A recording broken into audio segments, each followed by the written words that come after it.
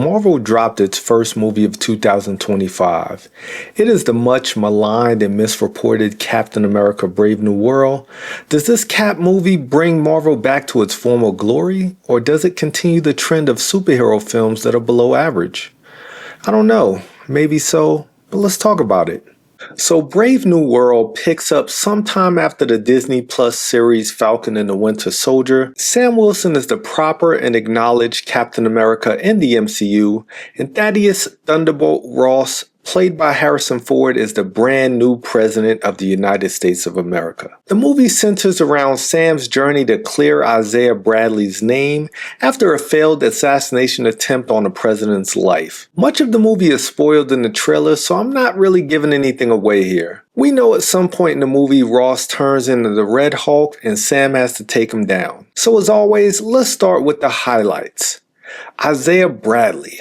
Carl Lumbly plays Isaiah Bradley, and those who are unfamiliar, Isaiah was part of the original super soldier serum test in the 1950s, to which they injected young black men with different versions of the super soldier serum, try saying that 3 times fast, super soldier serum, and sent them on covert missions to Korea and Vietnam and such. All of the test subjects either died in battle or due to the serum. Well, all but Isaiah Bradley died. Isaiah spent 30 years in prison and was tested on by the government to try to figure out why the serum worked on him and not the others. He had these extremely powerful scenes with Sam in the Falcon and Winter Soldier series, and while his scenes in this film weren't as poignant, every time he was on the screen, he elevated the scenes he was in. There was this pain you felt every time he spoke, but this strength in him in the way he carried himself that you felt every time he was on the screen. The fact that Marvel even had the balls to put him in the Sam Wilson story was a win to me, because it's a really controversial story, but it's one that should be told on the big or small screen. I really wish in the future Isaiah Bradley gets his own film showing the origin, which is probably be a very tough watch, but I would love to watch it nonetheless. Another highlight is the action. The story drives home the fact that Sam Wilson is indeed not Steve Rogers. He never took the super soldier serum, but he is a very formidable fighter in his own right. I love the fact that the fights were somewhat fantastical with the use of the shield, but somewhat grounded because he took his fair share of ass whoopings in the process. His will and determination helped carry him through to win battles that he had no rights winning. I also thought the supporting cast was solid as well. Danny Ramirez was great as Joaquin Torres, the heir apparent to the Falcon title.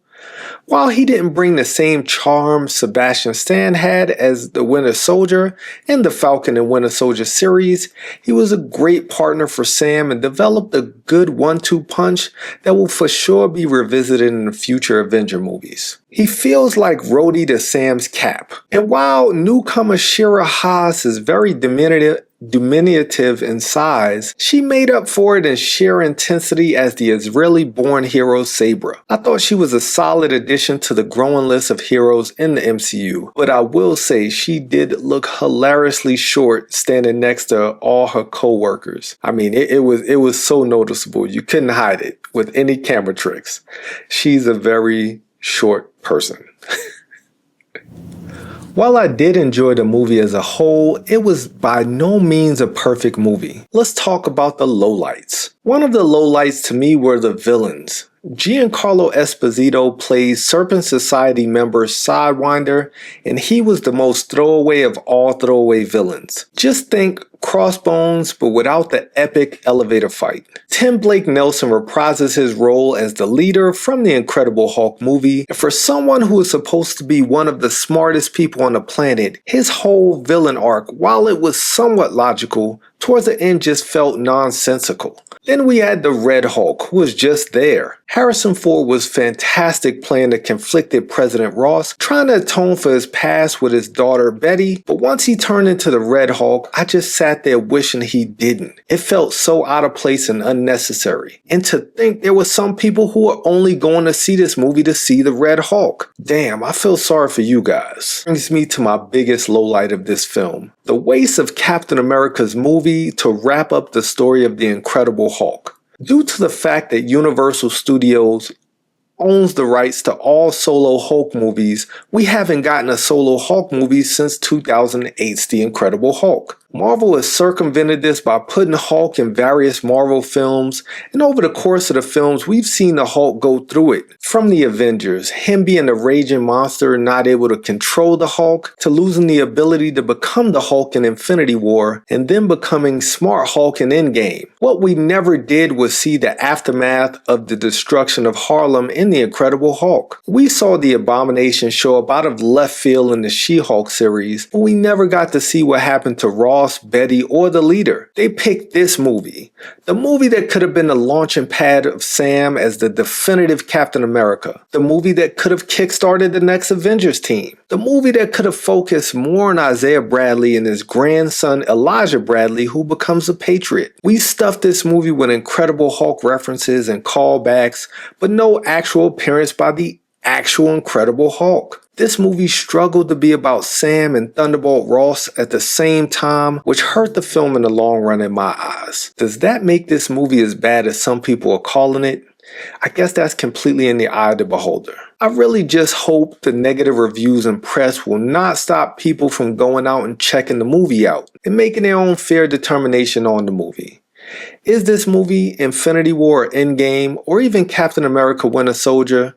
No, but it really is a solid movie. Not great, but not mediocre by any stretch of the imagination. If you go in with tempered expectations, you might come out pleasantly surprised, but you won't be disappointed if it doesn't live up to your hype that you elevated it to in your own mind.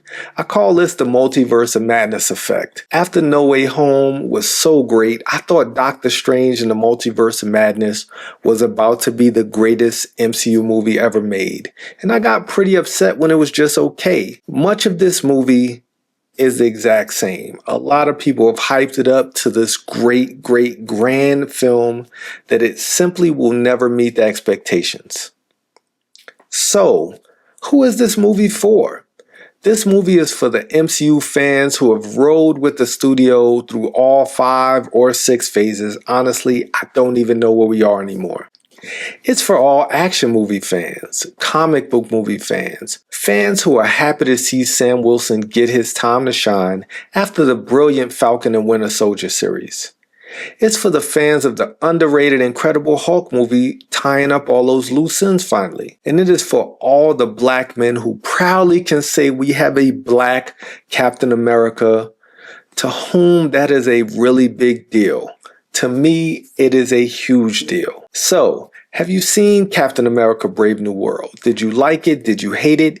Do you think the Thunderbolts and Fantastic Four will be better movies? If so, drop a comment down below and let me know what you think about Captain America Brave New World and where Marvel is going from here heading into Doomsday and Secret War. And while you're down there, go ahead and throw a like on the video and subscribe to the Have You Seen That With T YouTube channel. Your support is greatly appreciated, and until next time, go out and enjoy some movies.